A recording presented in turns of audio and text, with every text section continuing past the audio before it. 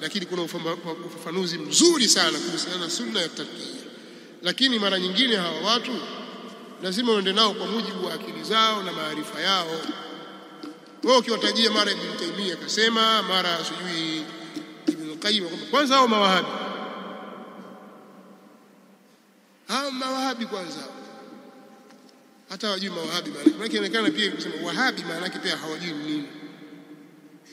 Mtu aliyetangulia miaka 500 au zaidi ya miaka 400 amfuata mtu aliyekuja baada yake miaka hiyo, amfuata Ibn Taymiyyah, amfuata Muhammad ibn Abdul Wahhab, kwa hiyo wahabi ndio maana yake.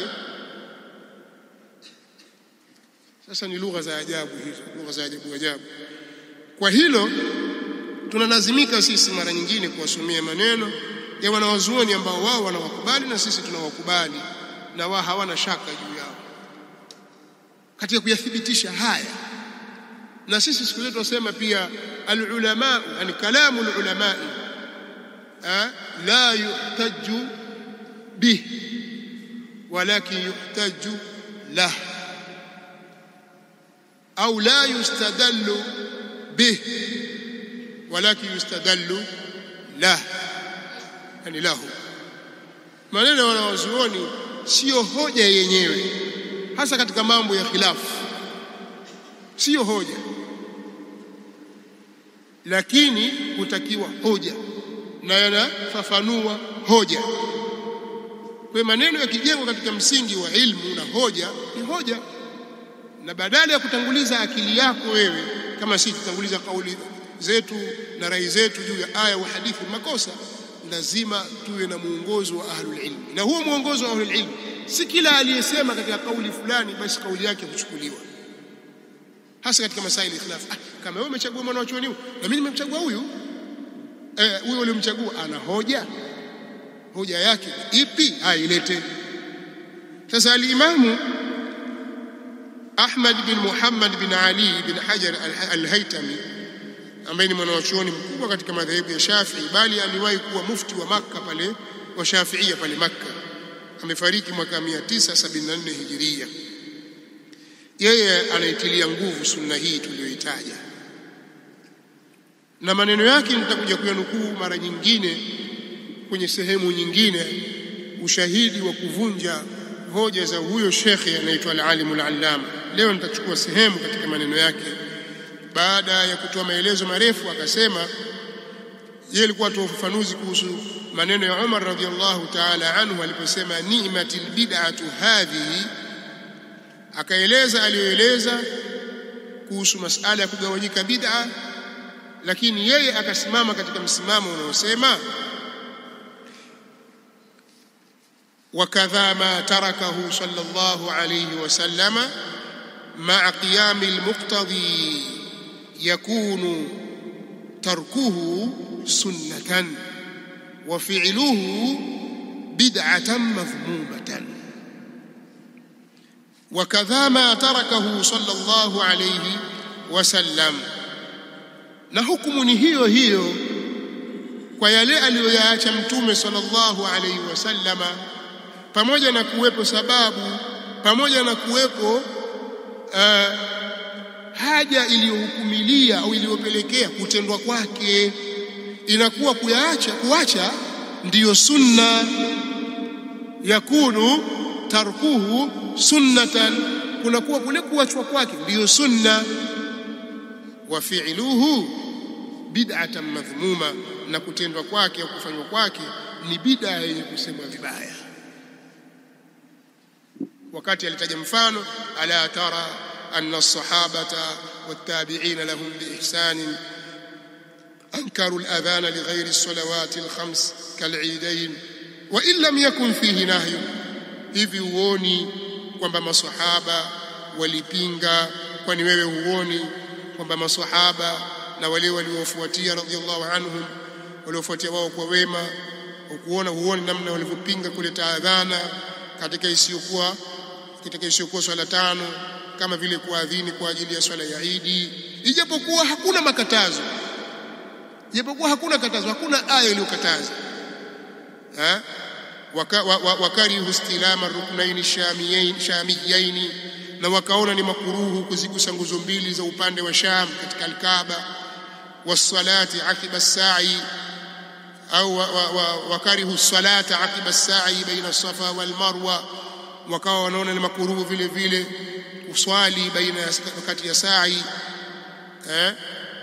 kuswali baada ya sa'i baina ya Safa na Marwa. Kwa nini? Asema qiyasan ala tawaf, kwa kufananiza na tawaf. Maana kuna watu wengine hufanya qiyas, kumwambia bwana hizi adhkari kwa sauti hazipo, hakuna hizi, watu hawaruhusiwi kuleta kwa sauti. Anakwambiaje? Mbona kwenye hija watu kwa sauti, utanyoa sauti? La, amjasikia kule kwenye hija labbaik allahumma. Sasa kama je kule mtambia uko ifai? Kuna watu wana tabia ya kufanya kiasi katika baadhi ya mambo iliyo sawa sawa, kila kitu kiwekwe mahali pake. Umeelewa kwamba hapa unatakiwa utembee spidi 50, hapa yaruhusiwa 80, 120, huko kwingine utajua wewe mwenyewe, au hapa kwa sababu gari yako tu inaoni basi wapige tu nini, mbona kule nimepiga. Dini haiendi namna hiyo. Sasa jambo hili za likafaa hapa lisifai. Kwa hiyo hivi ndivyo tulivyofundishwa na mtume wetu sallallahu alaihi wasallam, na hivi ndivyo wanavyosema wanawazuoni. Al-Hafidh ibn Hajar, namalizia maneno yangu, Al-Hafidh ibn Hajar al-Asqalani alimnukuu al-Imam Muhammad bin Idris al-Shafi'i kwenye kitabu chake Fathul Bari.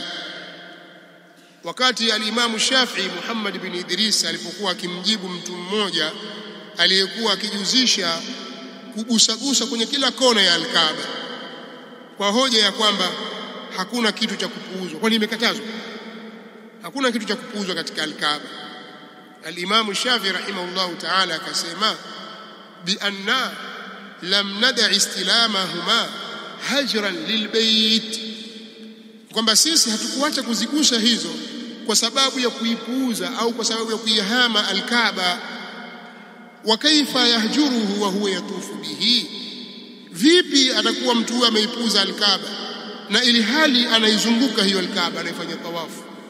Walakinna nattabi'u as-sunnata fi'lan wa tarka, au walakinna nattabi'u as-sunnata fi'lan au tarka, lakini sisi tunafuata sunna kwa kutendwa au kwa kuachwa.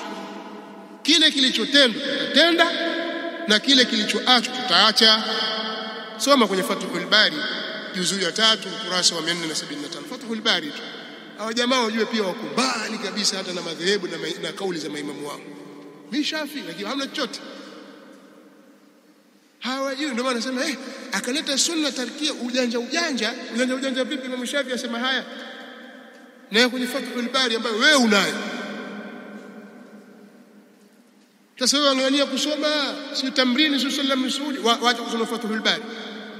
Soma, acheni uvivu. Msome, acheni uvivu. Haya maneno yamo, hii sunna tutarkia. Nataka kusema sasa sunna tutarkia sikuileta mimi, wala si ujanja kwamba tufanye ujanja. Hakuna ujanja hapa. Hili ni jambo la dini. Sasa ikiwa huyo ndio anaitwa al-alimul allama, wengine itakuwa ya ilahi toba kama wanavyosema Waswahili. Hao wengine ambao sasa hawajafikia daraja hizo inakuwaje? Tunazungumza watu rusha maneno tu. Kwa hiyo sisi msingi wetu, namalizia maneno yangu baada ya kuwa nimeyasema hayo niliyosema, na ni mengi.